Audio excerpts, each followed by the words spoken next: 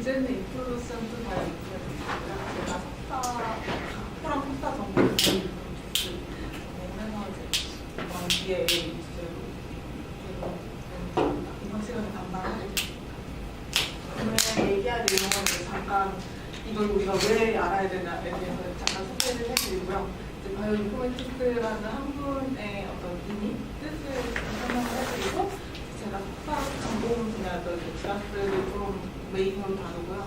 그 다음에 마지막으로 이제 NGS 테크놀로지로 분석할 수 있는 많은 연구들에 대해서 간략하게 소개해드리는 것 같습니다. 저희가 이제 병원에서 일을 하다 보니까 저희 왜 질병이 걸리고 왜 이 사람은 더 심각하게 걸리고 왜 이 사람은 안 낫고 항상 이런 피노타입에 대한 궁금증이 항상 존재를 하잖아요. 이제 피노타입을 결정짓는 거에서 중요한 부분이 이제 저희가 태어날 때부터 가지고 있는 이제 지네틱한 요소들이랑 시기라든지 이제 우리 환경 속에서 노출되는 것들을 통해서 저희 이제 신체들이 변화를 하게 되는 거죠. 그래서 이제 지네틱 랑 인바이러먼트 팩터가 같이 피노타입에 영향을 주게 되고 그래서 이제 지네틱 스터디가 중요하다 그런 걸 듣고 좀 가까이서 생각해 보시면 아마 브라카 뮤테이션은 다들 들어보셨을 것 같은데 이제 브라카 뮤테이션의 경우에는 이제 의사가 진단이 필요하다고 생각이 되면 이제 요즘은 다 유전자 검사를 수행을 하고 있는 걸로 알고 있어요. 그래서 버브스카가 적용되고 이제 브라카 뮤테이션이 가지고 있는 경우에는 이제 패밀리 트리에서도 보실 수 있듯이 이제 이전이 되는 경우에는 그 유방암에 걸릴 확률이 벌써 50에서 80%까지 증가를 하고 오바리언 캔서의 위험도 40에서 60%까지 증가를 하는 것으로 알려져 있습니다. 이런 뮤테이션들의 경우, 이런 돌연변이의 경우에는 이 유전자 하나만 고장이 나도 질병으로 바로 연결되는 그런 특징들이 있고요. 근데 이 이외에 이제 일반적인 당뇨라든가 고혈압 이런 질환들은 엄청나게 많은 유전자들이 아주 유비한 영향력을 가지고 있어서 이제 좀 분석하는 데 있어서 좀 차이가 있을 것 같다고 생각해 주시면 될 것 같습니다. 이제 최근에 이제 유전체 분야에서 이제 상업적으로 사용되는 분야가 이제 BTC 분야라고 해가지고 몇 가지 그 바이오마커라고 지네틱 바이오마커라고 알려진 바이오마커들을 이용해서 어떤 당신의 특정 질환이 걸릴 확률을 예측해 주는 거죠.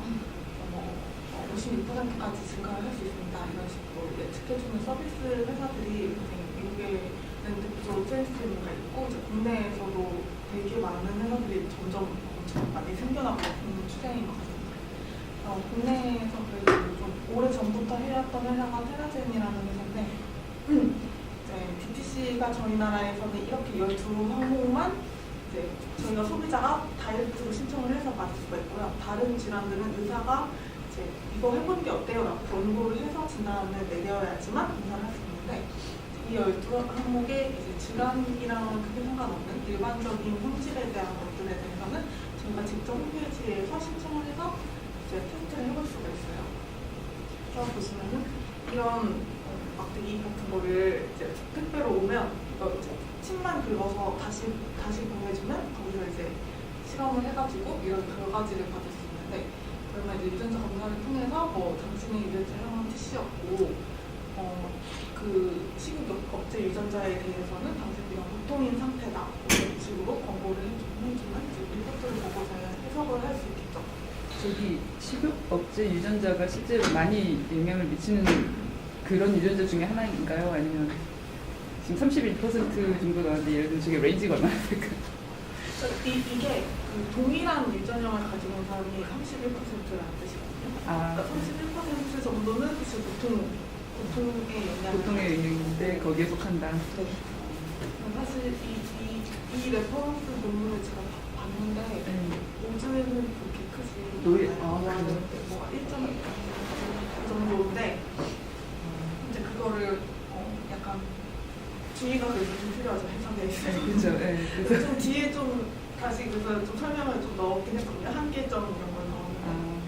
근데 눈에 안 들어올 거 아닙니까? 저기 사업을 보통 이제 유전자 하나의 변이로 병의 1대1 매핑이 되는 질환들은 뭐 아까 브로카보다 좀 특별한 거긴 하지만 대부분 레어 질환이고, 그래서 이제 아까 포발 질환 아주 많은 사람이 걸리고 뭐 이런 만성 질환 뭐 이런 것들은 유전자 하나하나의 문제가 아니라 뭐 수많은 유전자가 콤비나토리얼로 관여할 뿐더러 잘 모르고 첫 번째 커뮤니케이션만큼을 풀어야 되고, 또 하나는 이제 일상생활의 환경이나 뭐 자기의 삶이나 이런 거랑 인터액션하기 때문에 프리딕터블리티가 엄청 낮죠.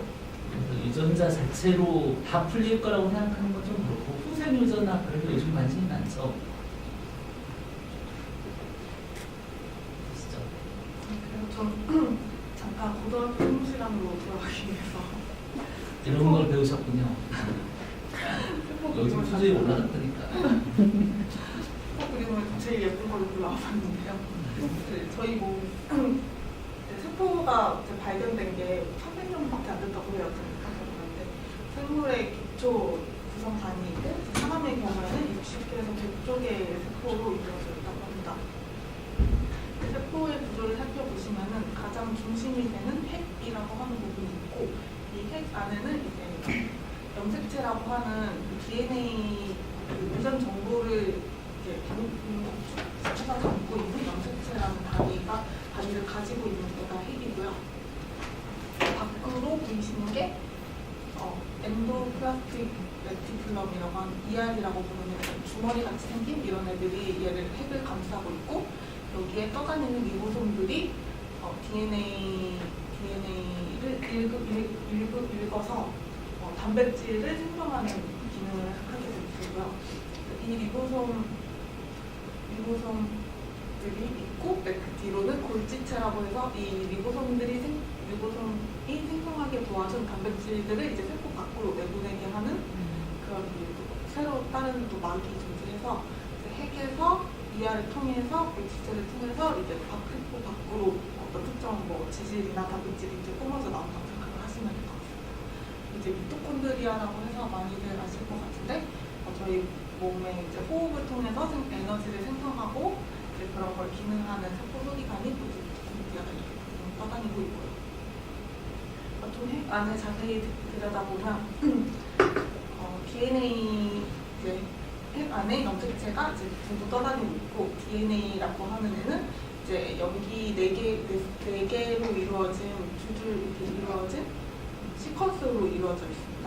그래서 DNA가 담고 있는 이 정보들을 통해서 한번 RNA라는 애로 한 줄로 바뀌게 돼요.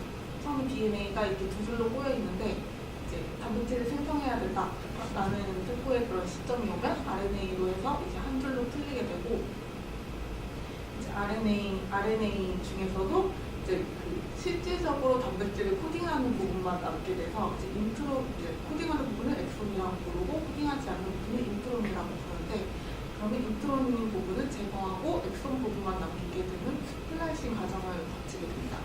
이제 스플라이싱 과정을 딱 거치면 이제 mRNA라고 해서 실질적으로 이제 그 정보만을 담고 있는 메신저 RNA라고 부르는데요.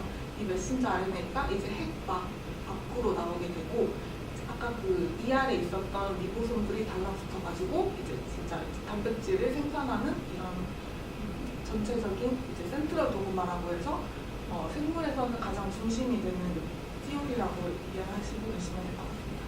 저희 전체 지문 중에서 엑손 부분은 사실 그렇게 크지 않는데요. 전체 지문 중에서 한 1에서 2% 정도가 실질적인 단백질을 생산하는 그런 영역이라고 생각을 하시면 될 것 같습니다. 저 질문 하나 있는데, 네. 저기 mRNA, 전 하나도 모르기 때문에 mRNA로 만들어질 때요. 그다음에 다시 이렇게 나오는데 그 전에 이렇게 인트론스를 이렇게 빼고 할 때 무슨 토큰 같은 게 양쪽에 남아 있나요? 엑손스에? 아니면 그걸 이렇게 스플라이싱이 이루어질 때 혹시 엑손스 사이사이에 그냥 붙어도 별 상관이 없는 건가요? 그 사이에 무슨 토큰 같은 게 있어서 여기에서 끊어져 있었다 뭐 하는 그런 게 있나요? 네, 그게 남아있 쭉 끊어질 수도 있고 이렇게 끊어질 수도 있고 좀 약간 스플라싱에도 방법이 좀 다양해가지고 남아있을. 왜냐면 이게 반대 방향으로도 가는 게 항상 mRNA는 단백질을 만드는 쪽으로만 이쪽 방향으로만 작용을 네. 하는 건가요? 아 그러면은 그게 그 토큰이 없어도 별 상관이 없는 건가요? 말하자면 단백질 폴딩을 궁금해서 그래요. 그게 위치 좀 저런 걸 보고 어떻게 알까? 저거 DNA를 이제 풀면서 그 시작점의 어떤 포인터가 있는 걸 찾아가지고 잘라주는 뭐 네. 그 무슨 카이나즈인가요? 아 그런 게 있어요. 뭐 그런 게 다니면 되게 완전 굉장히 로봇공학, 미생물 네. 로봇공학 같은 건데요. 네. 쭉 가면서 어떤 특정 패턴이 있으면 거기서 딱 자르고 그러면 딱 잘라서 또 꼬매주고 붙여주고 뭐 이런 애들이 막 붙어가지고 저런 걸 해요.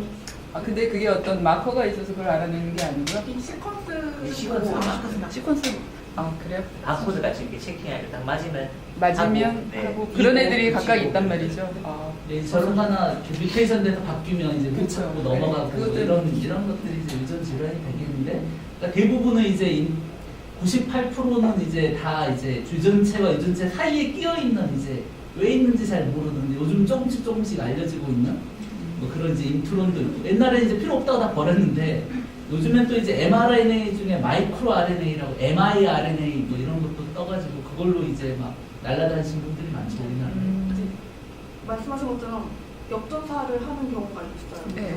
그래서 역전사를 하는 애들은 이제 또 다시 이쪽으로 돌아가서 DNA에 영향을 또 주고 해서 또 조절 단계에서 단백질 모양을 바꾼다든지 아니면 양을 그 말이 어느 방향으로든 그 실수는 있을 수 있는 거고 실수 예를 들면 역전사할 때도 예를 들면 실수가 일어날 수 있지 않을까요? 예를 들면 그 인트론이 다시 껴야 되는 어떤 그런 위치라던가 뭐 뭔가가 잘못된다던가 해서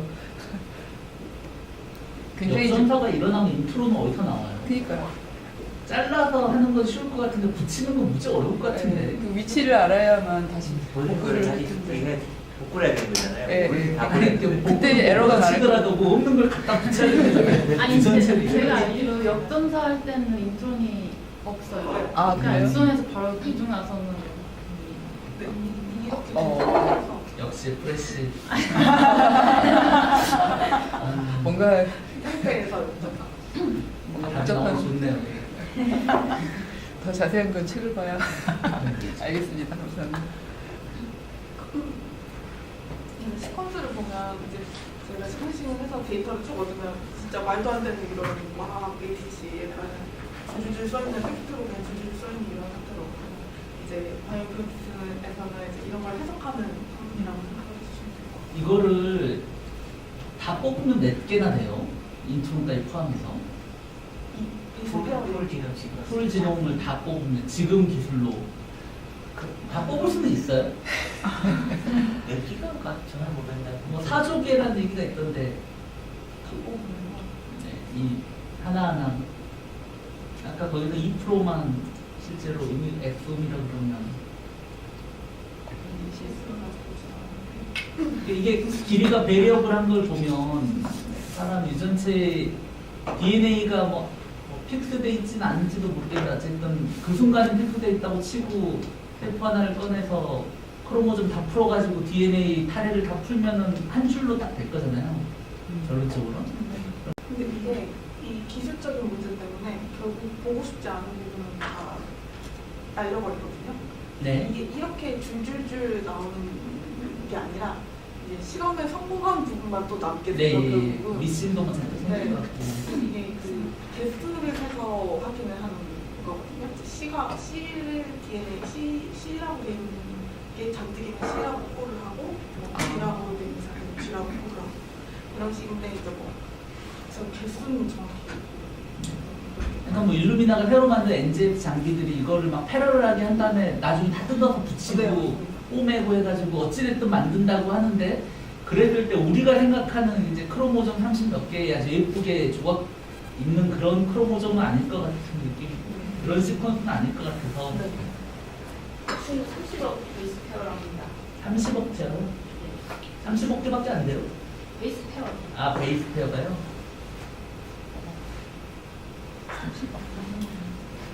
그 식물이 훨씬 많다고 그랬잖아요.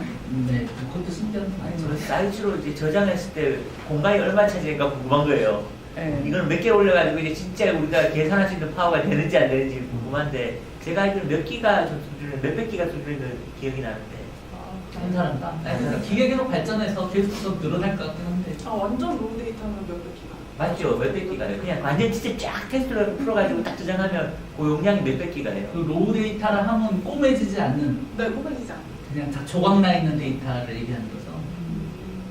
이게 생각보다 이게 심오하더라고요. 이게 장비로 막 내려가서 로우 데이터로 가면 일단 꼬매가지고 한 줄로 만들어 놓은 것부터 우리가 보통 보니까 장비에서 다 처리해 주니까. 네, 요즘은 장비 내 PC에서 이걸 처리를 해서 내보내주는 장비. CP도 사이너그램에서 리컨되는 거랑 똑같은 거죠. 이거. 시절이에요. 분간의 지원을 좀 살펴보면 99.9%가 사실 저랑 이종구 교수님이랑 똑같은 그림을 가지고 있거든요. 좋은 거죠, 저는.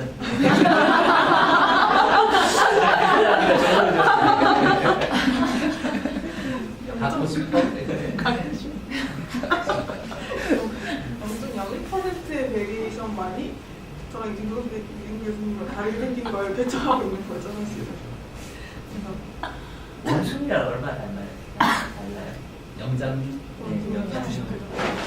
네, 원숭이 중에서 침팬지가 아니면 인간하게 구분해야 되잖아요. 그러면 얼마인가요? 돼지랑 95% 정도라고 그러는데. 네. 영장 궁금하긴 합니다. 넘어가시죠. 더 구체적으로 살펴보시면 이제 프로테인 코딩하는 부분은 1.5% 정도 있고 이제 인트론 영역이 20% 정도 있고 이제 나머지 이렇게 막 적혀 써 있는 애들은 중간 단계에서 사라지는 애들이거나 이제 조절하는 거에 영향을 줄 수 있는 그런 부분들이라고 생각하시면 돼요. 조절을 뭐 프로테인이 더 많이 만들어지게 네, 그쪽 네. 부분이. 이제 지노믹스랑 약간 바이오인포믹스랑 개념이 저도 헷갈리더라고요. 그래서 찾아봤는데 이제 지노믹스라고 하면 유전체 학이라고 이제 한국말로 유전체 학이라고 하고 유전자들에 대한 통치적인 연구를 칭하고요. 단백질 단계나 이제 전사체라고 해서 RNA 단계나 이제 뭐 서로 상호작용하는 부분까지 연구를 하는 분야라고 말하고 이거를 생물 정보학의 한 분야로 칭하기도 한다고 합니다. 이제 DNA가 아까도 말씀드렸던 유닛으로 되어 있고 유전자로 포함되는 부분은 23,000개의 유전자가 이제 저희 몸 안에서 이제 정보를 가지고 있는 거죠. 휴먼진이 한 23,000개 그런 정도. 근데 빌리언이네요. 30억 개 돼요. 아까 30. 바이오인포믹스라고 하면은 저 아직도 차이를 모르겠는데 지노믹스랑 생물학적인 문제를 이제 수학이나 정보학, 통계학, 컴퓨터 과학이나 인공지능, 이제 생화학 등의 이제 다양한 다른 기초 학문들을 이용해가지고 이제 유전체의 분자 수준을 해석하는 분야라고 생각을 해주시면 될 것 같아요. 조금 더 테크놀로지 개념의 처음인 것 같아요. 주로 그 연구 분야는 아까 보여드렸던 서열을 어떻게 정렬해서 잘 디파인을 할 것인가 이런 것들이나 뭐 23,000개의 유전자들이 어떻게 생겼나를 들여다본다던가 유전자가 어떻게 조합되어 있나 이런 거 단백질이 어떻게 응축이 되어 있나 이런 것을 보기도 하고요. 또 유전자 발현이 어떻게 얼마나 되나 이런 것들 단백질 간의 이제 패스웨이라고 하죠. 패스웨이 분석 같은 거 이제 말씀하신 것처럼 원숭이랑 얼마나 비슷한가 이런 진화 모델 연구에도 하고 있는 이거는 이제 인포메틱스 이게 이제 정보학인데도 바이오가 붙어 있지만 그러니까 그냥 일종의 디지털라이즈 돼 있는 상황에서 뭘 하는 것 같아요. 앞쪽이 지노믹스는 뭐 일단은 뭐 바이올로 이제 실현 아날로그라고 보면 좀 그렇지만 실제로 있는 거잖아요. 실에 우리가 뭐 너무 작아서 많이 하긴 어쨌든 실제 있는 거고 그것들 간에 뭐 이런 거고 예를 들어 유전자 합성 뭐 이런 거라든지 에디팅 요즘 이런 것도 있잖아요. 그러면 인포메틱스 개념은 아닐 것 같은데 그걸 만들어 버리거나 인포메틱스로 해석한다. 인포메틱스는 이제 해석을 하겠죠. 이게 이제 그런 용도라 디지털라이즈 돼서 정보를 가지고 뭔가 분석하거나 뭐 일본 다 예측 뭐 이런 거잖아요. 상호작용을 연구하거나 검색하거나 활용적인 관점이 확실히 다를 것 같고요. 보는 관점도 디지털라이즈된 정보를 어떻게 분석하고 처리하느냐가 차이인 것 같아요. 말씀하신 것처럼 이제 생물학적이나 의학적인 배경 지식도 필요하고 이제 그런 배경 지식들을 어떻게 어떤 컴퓨터 사이언스의 기술적인 방법이나 이제 수학적인 방법으로 어떻게 해석할 것이냐라는 게 이제 융합된 학문이라고 생각하시면 될 것 같아요. 이제 지노믹스의 경우에 트렌드가 인간 개놈 프로젝트 이런 거 들어보셨을 거예요. 1990년대부터 2003년까지 계속된 그 인간 개놈 프로젝트로 이제 휴먼의 지놈이 이렇게 생겼다를 이제 사람들이 다 열심히 연구를 해서 밝힌 거죠. 그 다음에 좀 글씨가 찾아서 안 보실 것 같은데 이제 이렇게 우리가 이제 인간을 들여다봤고 이제 그거에 대한 이해를 해보자 해서 이제 계속된 연구가 이제 계속되었고 이제 우리가 인간을 다 이해를 했는데 근데 왜 도대체 질병이 걸리는 걸까라는 게 이제 결국 궁극적으로는 의학계에서는 이제 그게 관심이니까 그래서 어떤 의학적인 관점에서 질병이 왜 걸리는가로 이제 점점 연구가 넘어가고 있고 이제 그거 질병뿐만 아니라 이제 현재 시점에서는 어떻게 해야 더 그냥 건강한 삶을 살 수 있을까? 그래서 이제 헬스케어 관점에서 아까 앞에 뭐 DTC라던가 식욕문제 유전자 이런 것처럼 그런 쪽의 연구도 이제 더 미래에는 더 그런 쪽의 연구들이 더 같이 이제 특이하게 흘러갈 거다. 연구 디자인 측면에서 봤을 때, 아까 교수님께서도 많이 설명을 해주셨는데, 말씀드린 것, 앞에서 설명해드린 것처럼 무다카원 같은 경우에는 이제 막 확실히 플랜트가 있어서 그게 딱 있으면 그 질병으로 바로 나타나는 거죠. 아니면 다운 신드롬이라든가 이제 신드롬이 붙은 애들은 이제 특정 유전자가 뭐 결여되면 바로 그 질병이 나타나니까 선천적인 질환들 이런 거 경우에는 뭐 오즈 레이시오도 측정 불가능할 정도로 이제 바로 영향이 도표가 있는 거고요. 근데 어떤 또 특정 뭐 아까 말씀드린 것처럼 당뇨나 그런 질환들의 경우에는 임팩트 사이즈가 엄청 작은 마커들이 이제 수백 개가 존재하니까 이제 그런 경우에는 지아스 스터디를 많이 하게 되고 이런 레어 베리언트 연구의 경우에는 이제 NGS 기술을 많이 적용을 하게 되는데 왜냐면 이제 NGS 기술의 경우에는 이제 저희 파퓰레이션 내에서 흔하게 존재하지 않는 베리언트까지 검출이 가능하기 때문에 이제 뭐 캔서라던가 그런 특별히 뮤테이션이 일어나는 경우들의 질환에 특이적인 질환들에는 이제 NGS 적용시키고 있습니다. 질환에 영향을 줄 수 있는 지네틱 베리언트들이 뭐가 있는지 좀 설명을 드리면 이제 휴먼 지노미 레퍼런스가 ABC라고 되어 있으면 이제 어떤 사람은 B가 결실이 되어 있으면 딜리션이 있는 거고 여기 이쪽에 있어야 될 E가 갑자기 뜬금없이 여기에 삽입돼서 이제 질환이 발견되는 같은 경우가 있고 또 아니면 ABC여야 되는데 ACB로 이제 인벌전이 일어나서 그런 것들이 질병을 일으킬 수가 있고 또 아니면 A가 갑자기 이상 두 번 반복돼서 팬덤 디플리케이션이 일어나가지고 질환이 반복되는 경우가 있고 이 경우에도 마찬가지고 표정 베리에이션의 경우에도 A가 AAA 갑자기 뜬금없이 엄청 많이 껴있는 경우가 있거든요. 이런 경우에는 보통 NGS 기술을 많이 써서 분석을 하고 있고요. 이제 스닙이라고 해서 딱 베이스 포인트 한 포지션만 다른 부분이 질병에 영향을 줄 수도 있고 이 부분이 영향을 줄 수 있어서 이 경우에도 연구를 많이 하고 있는 것 같습니다. 왼쪽 얘기는 베이스 페어 얘기인가요? 진 레벨 얘기인가요? 베이스 페어 단위에서도 일어날 수 있고요. 좀 더 긴 단위에서도 예, 청크 A가 뭐 여러 개로 이루어진 게 바뀌고 뭐 이런 네, 게 그렇습니다. 있는 거죠. 그냥 뜬금없이 티티티티티 이렇게 삽입이 될 수 있고요. 특별히 제가 연구한 분야는 지하스였어가지고 좀 더 스닙에 대해서 좀 자세히 설명을 드리면 싱글 니콜레토타이드 폴리모피즘이라고 해서 지금 이제 한 베이스 포지션이 일반적인 파퓰레이션과 다른 부분을 가지고 있으면 이제 변이가 있다고 이제 부르게 되고요.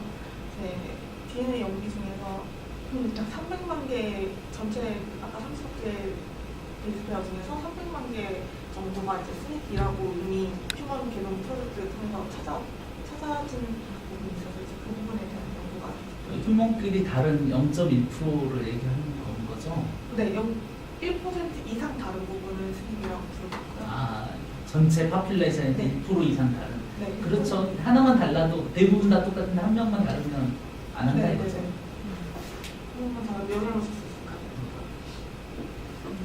그 스닙을 보는 이유가 이제 케이스 연구 디자인을 생각해 봤을 때 이제 환자분 1000명을 모으고 대부분 1000명을 모았을 때 이 환자분의 특정 스닙의 베리에이션을 봤더니 환자분에서는 C가 62%로 되게 더 많은 프리퀀시를 차지하는데 컨트롤에서는 CT가 균등하게 있다 이러면 이제 그 이게 통계 테스트를 통해서 유의한 차이를 보이면 이제 그 변이가 이 질환과 연관성이 있다 이렇게 또 연구를 진행하고 300만 개의 스닙은 실제로 위치가 다 정해진 거죠.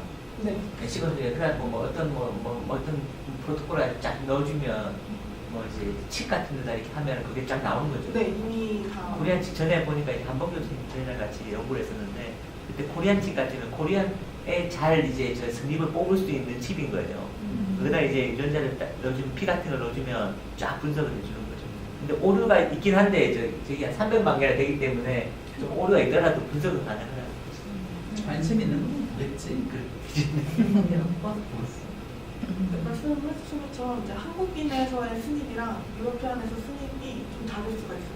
우리나라에서는 5%가 다른데 서양에서는 30%가 다른 이런 경우가 있을 수 있어서 이제 한창 코리안 칩이 요즘 많이 사용하고 연구 많이 하고 계시는 걸로 알고 있고 이제 지아스의 경우에는 그 말씀하신 코리안 칩처럼 스닙 칩을 말하고요.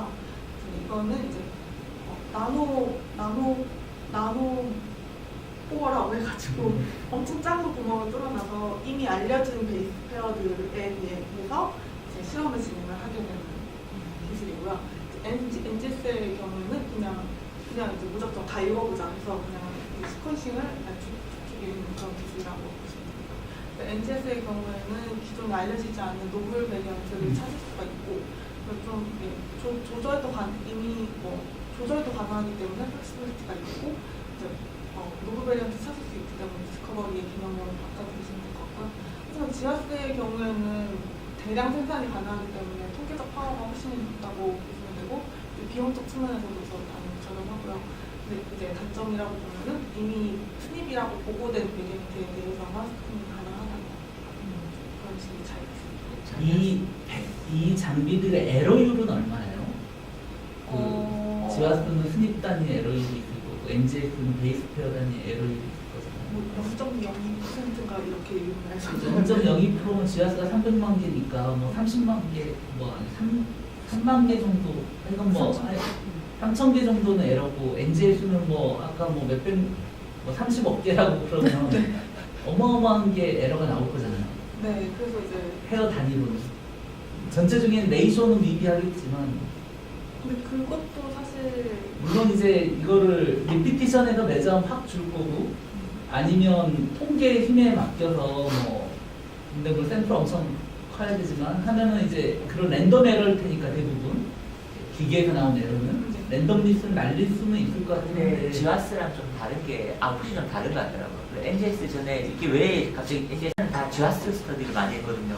왜냐면 심플하고 통계 모델이 되게 간단해가지고 질환군 대조군하는 얘기 때문에. 아니 근데 둘 다 에러는 있는 거죠. 네, 에러는 있는데 이제 NGS가 뜨기 시작한 게 작년 3월인가 도움이 됐어요 우리나라에. 작년 3월, 재작년 3월인지 이제 그래가지고 일정 부분 대줘가지고 회사들이 확 모이기 시작했고 저기서 나오는 건 뭐냐면 유전의 변형이에요. 그러니까 유전자가 있는데 우리 이런 거죠. 그러니까 유전자 변형이 이게 우리 보통 암세포가 있으면 암세포에 추출하고 NGS 돌리면 유전자 변이가 나오는데 그게 이제 유방 같으면 브라스 원인가 브라칸가 그게 원투가 있으면 실제로 유방암 발병률이 높다라는 게 알려져 있어요. 그래서 그걸 하고 있으면 가족들한테 이제 얘기하는 거죠. 이거 한번 해볼 사람 있냐? 그러면 이제 같이 해가지고 그렇게 하면 도움이 돼요. 국가에서 다 해줘요. 그러니까 이제 만약 이런 거예요. 한 분이 가족 중에 이제 유방암에 걸리셨으면 이제 병원에 와서 이제 검사를 받았는데 이제 브라카 검사를 받은 거예요. 그러면 그게 됐어요. 그러면 가족 중에 여성분들이 있을 거잖아요. 연정을 받는 분들은 공짜예요. 국가에 다 되죠. 그래가지고 그런 그 데이터 때문에 NGS가 이제 앞으로 이제 우리나라 데이터가 뭐 쌓이지 않아요. 병원에 학교를 지금 많이 쌓이고 있으니까. 주객이 전도된 게 근거가 있으니까 수가가 된 거지. 수가가 있어서 근거를 만들겠다는 것은 이상하니까. 근데 데이터가 있으니까 이제 다른 것도 해볼 수 있는. 물론 이제 그건 맞는 얘기지만 연구 측면에서 보면 이제 그런 게 하나에 더 열렸다는 거죠. 단위가 틀리는 거죠. 여기는 이제 유전 변형에 이제 우리가 알려진 그런 근데 시퀀스. 이제 저희가 좀 컨셉이 다른데 그냥 정상 세포의 유전자를 분석하면 이 사람이 앞으로 병에 걸릴 건지 이런 거를 알 수는 있는데 예를 들어 종양이 컨펌된 바이옵시를 해서 종양 세포를 꺼내가지고 그 세포가 어떤 뮤테이션을 가지고 있느냐 이렇게 보는 거는 또 다른 얘기거든요. 잘못 말씀드렸는데 그게 종양의 뮤테이션을 보는 게 아니고 그냥 유전자 시퀀스를 봐서 이제 브라카가 있는지 그래서 보는 거예요. 네, 그냥 블러드에서 블러드에 그래 가족들도 암이 없잖아요. 근데 피 검사만 받으면 이제 그걸 체크할 수 있고 그런 게 있는 사람한테 암이 높다 그래가지고 이제 살짝 이제 실제로는 이제 맞춤형 약에 이게 타겟티드 바이오 마커를 이제 바이옵시 세포에서 꺼내서 이런 식으로 우리가 타겟을 찾고 그 베리에이션에 맞는 약을 해서 그 세포를 죽일 수 있는 그런 식의 이제 맞춤형 약 때문에 이제 실제로 이제 캔서 트리트먼트를 그렇게 많이 갔는데 요즘 뭐 많이 많죠. 어쨌든 여러 가지로. 계속 하시죠. 암투의 경우는 이제 NGS가 많이 사용되고 이제 지아스의 경우에는 이제 커먼 디지즈 그리고 흔히 걸리는 질환에 대해서 많은 연구가 진행되고 있는데 질환 연구뿐만이 아니라 이제 혹시가 이제 그 약물의 리스폰스가 있는 분이랑 없는 분이 이제 또 대조 실험을 통해서 이제 어떤 이제 드럼 리스폰스에 어떤 제네틱 베리에이션이 영향을 주는지 연구를 하는 거죠. 보시면 이제 컨트롤 저희가 ATGC로 이루어져 있지만 걔를 다시 영일비로 바꿔서 분석을 하게 되거든요. 컨트롤의 경우에는 어떤 특정 포지션이 다 영향을 하는데 케이스의 경우는 E면은 이 포지션에 있는 어떤 그 변형 때문에 이 드럼 리스폰스에 영향을 줄 수 있다 이렇게 설명을 할 수 있는 거죠. 근데 이렇게 아름답게 나오진 않은 거잖아요.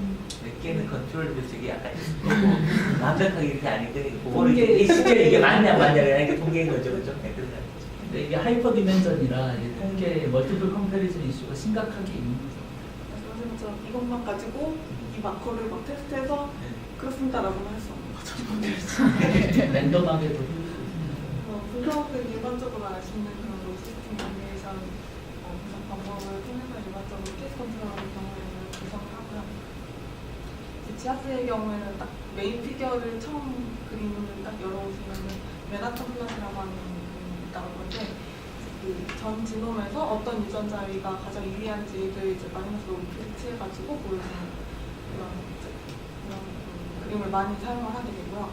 전 지놈을 봤기 때문에 어떤 유전자들이 실질적으로 이 질환에 영향을 줄 수 있는지 또 우리가 그 인사이트를 얻을 수 있는 그런 그림이라고 생각하시면 될 것 같고요. 보통 지하싸움이 몇 개나 승립이 나와요? 300만 개? 크로모좀 다 봤네요, 어쨌든. 네, 지놈 그 어레이 칩은 다 크로모솜 전체 300만 개쯤 나와요? 데이터. 500만 500만 개까지도 불릴 수가 있어요. 또 불리는 방법이 네, 있거든요. 네, 그렇다 치고. 그러면 저 유의한 시그니피컨트 레벨이 P5에 10에 8승을 잡았잖아요. 네. 저거의 근거는 뭔가요? 이게 그 대략 마커를 1밀리언으로 해서 봄페르니로 네. 잡은 거죠. 네. 예. 근데 이게 좀 하시하다고 하는 사람들이 있고 좀 무식한 방법인 것 같긴 하네요. 왜 그러냐면 지금 완전 독립이어야 되잖아요. 네, 근데 그러면 봄페르니가 맞거든요. CM 자체가. 근데 두 개가 비슷하고 뭐 데이터도 옆에 페어가 뭔가 같이 따라다니거나 코릴레이션이 있을 수 있잖아요. 네, 그래서 좀 떨어질 것 같아요. 그래서 뭐 칠승으로 해야 된다 이렇게 주장을 하는 사람들이 있는데 예전 아주 과거에는 칠승까지도 받아들였었다고 하는데 뭐 현재는 이제 완전 고정이 돼버려가지고 방심하에서 8승까지 아니 이건 사람마다 이렇게 있을 거잖아요. 지금 시퀀스가 있을 거고 뭐 이렇게 지화체계가 있을 거잖아요. 네. 근데 이거는 지금 인플라메토리 바우 디지즈 같은 걸 했는데 그러면 몇 명을 해가지고 P-밸류를 구하는 거예요. 이거는 1,500명에 4,000명. 그러니까 어느 숫자에 따라서 P-밸류 다 다르잖아요. 의미가. 그러니까 그 정도로 한 받아들여진다는 거죠. 네, 8승 정도까지 나와야 나와야지. 나와야지. 그렇게 하면 다릅니다. 이제 레플리케이션도 다 되는 거고 이제 한 샘플당 100만 개씩 나오니까 그 에브리 페어를 양분 예를 들어 1000대 1000으로 이렇게 p-밸류 테스트를 하면 그 자체가 100만 번 하게 되잖아요. 우리가 위치별로 다 흔히별로 다 해야 되니까 100만 번 트라이얼 하게 되거든요. 그러면 우리가 통계학적으로 5%의 기각률이 있는데 5% 100번 하면 5번은 실수로라도 시그니피컨트하게 나오니까 멀티플 컴패리즌을 CN 수만큼 P로 나누거든요. 이게 몬페르니 코렉션의 제일 하쉬한 포스트 코렉션 방법이고 얘도 100만 번 해야 되니까 저렇게 나오는데 저 P-밸류는 또 이펙트 사이즈라고 뭐 1000명을 하느냐 만명을 하느냐에 따라서 P-밸류도 바뀌어요. 그러니까 충분히 많은 숫자를 해야 되는데 어찌됐든 한 샘플당 100만 번씩 멀티플 컴패리즌 해야 되니까 가장 이제 보수적인 100만 번 P-밸류로 나눠가지고 쓰고 있다는 거죠. 맞죠? 그 다음에 볼 수 있는 그림들이 이제 리저널 플랫이라고 해서 좀 더 가까이서 들여다보면서 이제 그러면 이제 이 유전자가 가장 밸류가 높게 유리하게 나왔고 이제 옆에 보시면 이 R 스퀘어를 표시를 해봤는데요. 이제 주변에 가까이에 있는 수익들이 같이 콜리레이션 돼서 이렇게 보통 올라오는 게 리저널 플랫의 일반적인 형태고요. 그다음에 이제 어떤 유전자들이 마커 밑에 지나가고 있는지 이런 것들 표시해서 비교하게 같이 보여주게 되고 이제 기존 다른 DB에서는 이 마커에 대한 정보가 어땠는지 이런 것들 이제 플랫으로 이제 예시로 한번 가져왔어요. 이건 그림 하나요? 여기서도 시그니피컨트 랩을 평가하나요? 이미 넘은 애들 넘은 애들만 자세히 그려본다? 네. 지아스 카탈로그라고 해서 지아스 스터디를 다 모아놓은 DB가 있는데 DB 사이트가 있어요. 그래서 멋지다. 뭐 궁금하신 질환 연구하시다가 궁금한 걸 이제 검색 한번 해보시면 이제 3,000개, 2017년까지 3,000개 이상의 이제 페이퍼가 수반이 되었고 44,000개 이상의 베리언트들이 어떤 특정 트레이시랑 연관성이 있다고 보고가 되었다고 합니다. 이 표시해준 이 앞에 그림에 표시된 게 이 특정 유전자 위에 연관된 트레이스를 색깔별로 표시를 해준 거거든요. 사이트에 들어가면 크게 보이니까. 저거 하나 발견했다고 원문인 거잖아요. 갑자기 몇 개 나온 거잖아요. 페이퍼는 계속해서 이제 페이퍼 쓰는 개수가 아직 증가 중이고요. 페이퍼가 계속해서 증가를 하다가 이제 샘플 사이즈로 경쟁을 하기 시작해서 요즘은 이제 메타 분석 페이퍼가 많이 나오고 있어요. 앞으로 계속 논의가 됐었지만 이동국 교수님 질병 유전자 분석법 그 책 아신지 모르겠지만 그 책에 되게 한계점이 설명이 잘 되어 있더라고요. 그래서 한계점을 가지고 와봤는데 이제 지아스에서 보고된 유전자가 대부분이 이제 코딩 영역이 아니라 인트론이나 인트로제닉 이런 이상한 부분에 알 수 없는 위치에 있다는 거죠. 이 변이에 대해서는 생물학적 기능이나 어떤 질병의 직접적인 원인으로 해석이 불가능하다는 게 이제 한계가 있고 이제 코딩 수익과 연관성을 보는 건 이제 5% 정도에 불과하다고 합니다. 그리고 이제 대부분의 유전 변이가 이제 오지레이션 1.2 미만으로 영향력이 매우 작기 때문에 어떻게 해석을 해야 하나 이런 좀 한계가 있고요.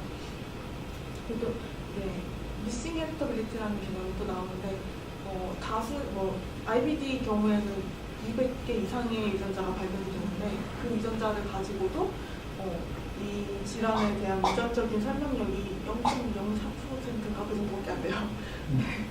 그래서 이 지아스에 있는 스닙만으로는 개별 표현형에 대해 유전자 설명력이 매우 낮다. 이제 패밀리 스터디에서 연구된 설명력보다 지아스로 연구된 이제 결과로는 매우 낮다. 이제 공간에는 나오는데 개별 환자에서 뽑아서 이 사람이 진짜 병이 걸릴 거냐 프리딕터빌리티가 중요하잖아요. 의료에서는. 그럼 바이오마커 관점에서는 영향력이 매우 낮다. 네. 물론 설명도 잘 안 되고. 그 예전에 통계 트라미트리엔이라고 전문가라고 그게 구글 이제 그 창립자 세르게이 브린의 이제 그 아내가 이제 만든 게 트라미트리엔에서 보면 이게 거기 사실 일기를 갖고 이렇게 보내주면 사실은 내가 이제 뭐 어떤 질환에 걸릴 확률들을 쫙 나열해 주거든요. 예, 그런 거에 지화수로 안 된다는 거죠 현재로는. 지하수를 하고 있습니다. 그게 좋았을걸? 아, 그게 좋았습니까? 근데도 그거 되게 많이 쓰잖아요, 사람들이. 네. 되게 싸져가지고. 확률이 몇 프로 이렇게 나오는 건데 평생 뭐 전립선 걸릴 확률이 뭐 50%다 이러면 동전 던지기잖아요. 그런 게 나오는 거예요. 100개 정도의 확률이 그런 식으로 나오는 해서 건데. 네, 예측 모델들이 유전체에서도 예측 모델들이 좀 다양하게 있는데 TSM이 또 지하철 하나 사용해가지고 그래서 걔네 경우에는 워낙 연구 자료가 많으니까 좀 더 신빙성 그 걔네 연구 자료를 기반으로 결과 예측을 해서 들어갔어요.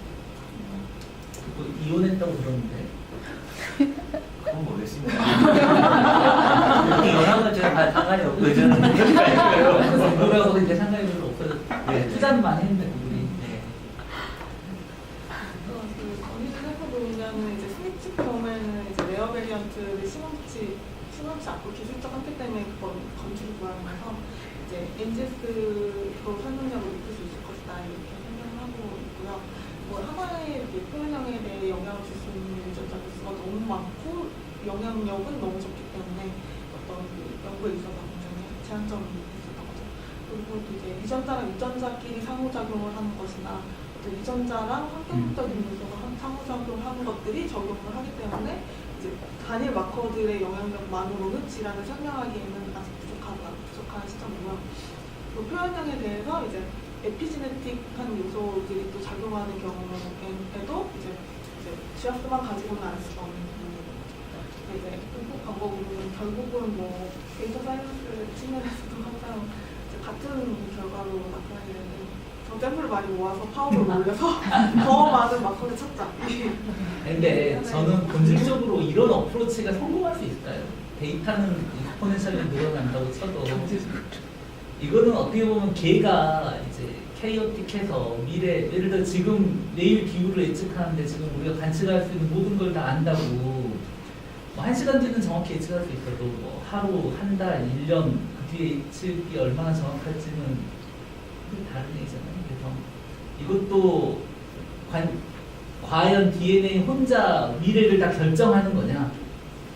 뭐 콤비나토리까지 다 풀었다고 쳐도 퍼뮤테이션까지 다 풀어가지고 뭐 예를 들어 유니베리에이트 수업을 하는 거잖아요. 지금 지와스는 투닙 하나하나씩을 양분해서 분석하는데 콤비나토리까지 퍼뮤테이션을 다 뽑아서 분석해서 하면은 이제 샘플 사이즈가 퍼뮤테이션으로 늘어야지 P-밸류로 유지될 텐데 뭐 그렇다고 쳐도 내가 다 알았어요. 그래서 유전자로. 그렇다고 이 사람의 인생이 어떻게 뭐 몇 년 후에 암이 걸리고 이런 게 예측 가능한 문제냐. 네. 아까 이제 에피제네틱스도 이제 그런 얘기이긴 한데요. 그런 쪽으로는 이게 미래 예측 가능성으로는 뭐 쉽지 않을 가능성이 많죠. 회사들은 예측이 가능하다고 하면서 듣고 있고요. 근데 이게 굉장히 세대요. 그러니까 사실 암 발생률 같은 거 보면 유전자에 이렇게 그런 걸로 하면 굉장히 스태티피케이션이 잘 된대요. 캔서의 경우는 네, 캔서의 경우에 특히 그래서 아마 사실 가장 중요한 게 이런 거잖아요. 왜 이거 유전자 검사해? 그러면 미래 암이나 뭐 특정 유전질환 발생할 확률이 얼마나 높으냐 이런 걸 보는 거거든요. 그런 거에는 이제 아무래도 효과가 있다고 생각하기 때문에 지금 많은 데서 막 달려들고 있어요.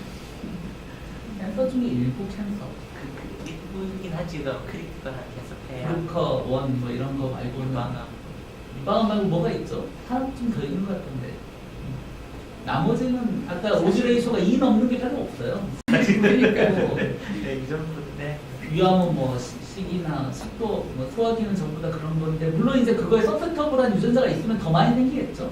당연히. 그런 차원에서 이제 그런 사람 조심하면 또 오래 살 수도 있고 복잡한 얘기잖아요. 그리고 이제 엑스트라 발리데이션을 통해서 이제 진짜 유의미한 연관성인지를 밝힐 필요가 있다.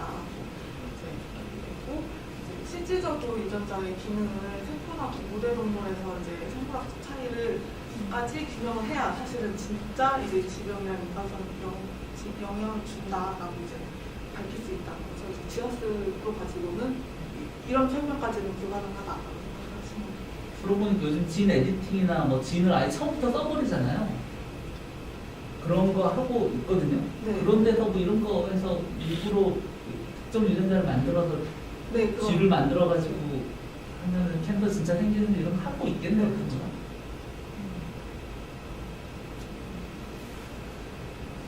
이제 NGS 테크놀로지 이제 뒷부분은 제가 간단하게 테크놀로지를 설명을 드릴 건데 NGS 테크놀로지의 경우에는 이제 일루미나에서 개발한 이제 브릿지 만드는 테크놀로지 개발을 하면서 이제 대량의 시퀀스를 정확도 있게 이제 읽을 수 있는 기술이 발명을 해냈어요. 일루미나에서 이렇게 되면서 이제 코스트가 엄청 싸지면서 거의 지금 1인 100만 원 정도의 홈치노 시퀀싱을 할 수 있는 단계가 있고요. 그래서 홈치노 시퀀싱이라고 하면 좀 페이퍼들에서 약간 용어가 헷갈리실 것 같아서 세 개를 다 가지고 와봤는데 홈치노 시퀀싱이라고 하면 말 그대로 진짜 전 지놈을 다 한번 시퀀싱을 해서 도대체 어디가 문제인지 찾아보자 이런 느낌이고요.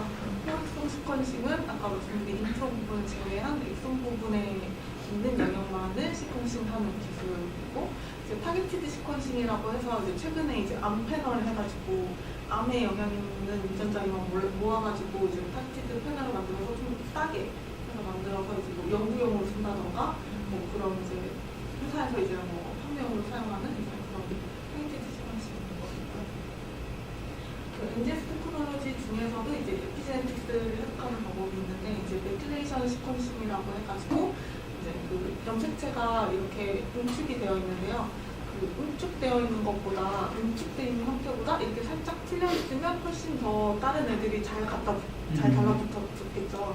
그러면 이렇게 잘 달라붙었을 때는 단백질 합성이 더 잘 된다.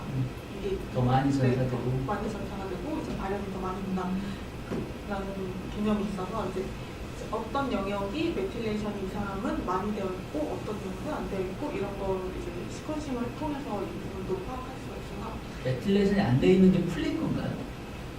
메틸레이션이 돼 있는 게 돼 있는 게 풀린 거죠? 네. 이런 연구들도 있고 이제 메틸레이션이 되는 건 왜 돼요? 오래 살면 되나요? 아니면 많이 쓰면 되나요? 이 삭제인데 그 어떤 환경적 케미컬 요인이나 뭐 약물이나 그때 나이 말씀하신 나이나 뭐 시기 같은 거가 영향을 줄 수 있다고 이제 후속 유전체라고 해가지고 이제 엄마한테 받은 거 말고 내가 살면서 이제 얻어진 것으로 인한 저의 이제 유전적 특성을 결정짓는 것들을 연구하는 분야고요. 근데 다 풀리면은 뭐 상관없는데 로컬리만 저런다는 거잖아요. 특정 부분만 저렇게 풀리면 네. 그런 것 때문에 이제 헤테로지나이티가 있고 네. 메틸레이션에 네. 그것 때문에 사람마다 후성 유전 특성이 다른 거고 그러니까 로컬리 뭔가 저 부분만 풀리는 뭔가 그런 기전이 있을 거잖아요. 아까 에이징은 뭐 브레인 전체 물론 이제 에이징의 서브세티브한 그런 근데 이게 모든 유전자가 세포마다 다 있는 거잖아요. 그거가 다 똑같이 풀려요. 어떤 애는 안 풀리고 어떤 애는 풀리고 뭐 이런 건가요? 네, 그렇죠. 그런 식으로 조절하는 거죠. 어떤 어마어마하게 복잡한 문제잖아요. 네, 세포가 6쪽에 60쪽에 그러니까 있는데 그거에 각각 유전체가 있는데 그거에 각각 헤테로지니아틱에 풀리고 있는 거잖아요. 네, 그렇죠. 뇌에서는 뭐 어떤 특정 단백질이 필요하면 그 부분이 더 많이 풀려 있고 피부에서는 다 있죠. 필요에 따라. 네, 예. 정말 안 돼. 그 심오한 얘기네 생각보다 어려워요 역시. 여기 메틸레이션이 되면 나타나는 장점 같은 게 있나요? 생물학적인. 장점, 메틸레이션이 너무 많이 돼서 오히려 질환이 걸릴 수도 있고 피노타입 변화가 일어날 수 있다고 생각합니다. 돌연변이가 일어날 가능성이 크다 뭐 이런 느낌을 위한 거죠. 아니요 그 단백질 전사가 더 많이 생기는. 이렇게 저게 유전체는 단백질로 이제 메신저 RNA로 가서 단백질이 생기는데 저 부분이 더 많이 전사되는 네, 똑같은 DNA 시퀀스를 가지고 있더라도 저랑 이종우 교수님이랑 다르게 발현이 되는 거죠. 다른데 그래서 아니, 그렇게 얘기하지 말고 본인의 이제 여기에 유전자 똑같이 이제 심장에 있거나 뭐 뇌에 있어도 메틸레이션 따라 다르게 되는 거잖아. DNA 똑같아도. 네, 그렇죠. 그게 맞지. 나하고 다른 거 말고. 같은 유전자가 다르게 발현한다 이렇게 얘기해야지. 그렇죠. 각자가 그 에이징에 99%가 따라 같다고. 다르다고 해서. 제 나이가 많아요.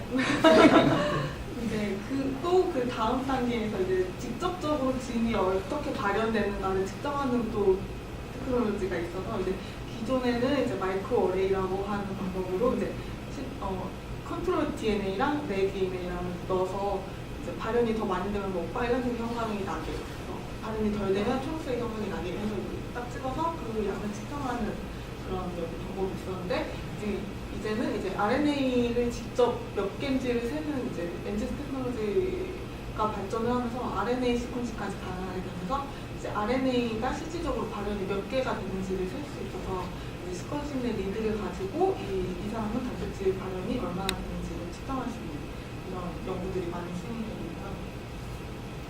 좀 많이 싫어하긴 하는데 좀 간단히 소개를 드리면 이제 UK 바이오뱅크라고 해서 지네틱 데이터나 일반 임상 정보들이나 이미지 데이터도 좀 몇 개 있는 걸로 알고 있고 설문지나 이런 데이터가 엄청 많은 게 최근에 공개가 돼서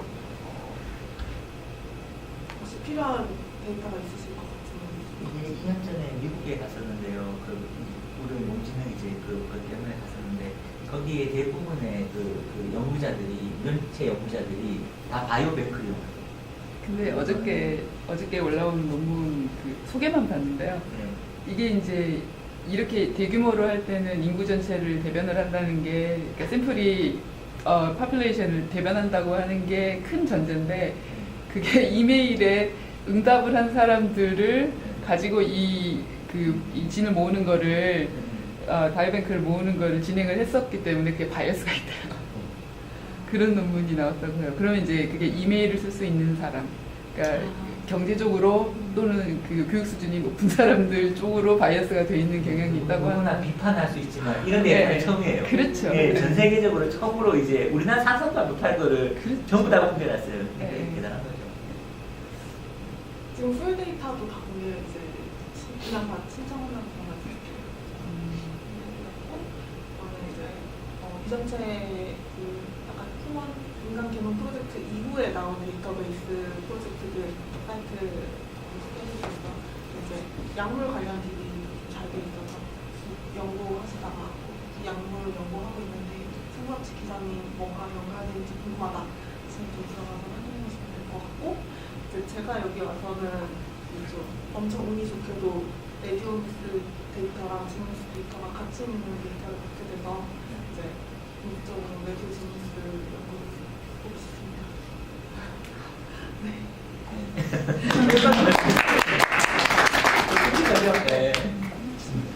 질문. 어쨌든 저희 바이오 인포마틱스 원래 이제 인공지능 때문에 오셨는데 이제 바이오 인포마틱스가 붙어 있는 데이터를 들여가지고 이제 시작을 한 건데요.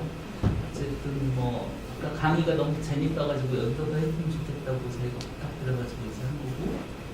혹시 뭐 저희가 이제 스페셜티가 다 다르고 우리 랩에 살아남을 중요 전략 중에 하나가 이제 우리 안에서도 이제 컨버전스가 필요한 거는 맞고요. 그 대신 이제 뭐 서로 이제 선생님은 인공지능을 배우고 우리는 이제 인포마틱스, 바이오 인포마틱스를 해서 같이 해야 되고, 저희 특히 유전체에서도 딥러닝을 많이 쓰려고 노력하고 있고요. 그래서 그런 걸로 이제 하이브리드 테크닉이 있고 저희 점점 더 많아질 거예요. 특히 이제 캔서로 가면 이제 정신질환은 좀 더 복잡한 이슈가 있고요. 샘플이 많아질 수가 없는데 어쨌든 이주 교수 얘기했듯이 숙사가 되면서 캔서 NGS 데이터들이 많이 쌓이고 있고, 캔서 환자에 일단 네, 내년 6월 정도에 오픈 챌린지도 저희가 계획을 하고 있어서 뭐 그것도 있고, 그래서 어마어마한, 물론 그래봤자 우리가 이제 캔서 환자가 많긴 하지만 이제 얼마나 나올지는 좀 봐야지고요. 궁금한 거 없으면 끝내시죠.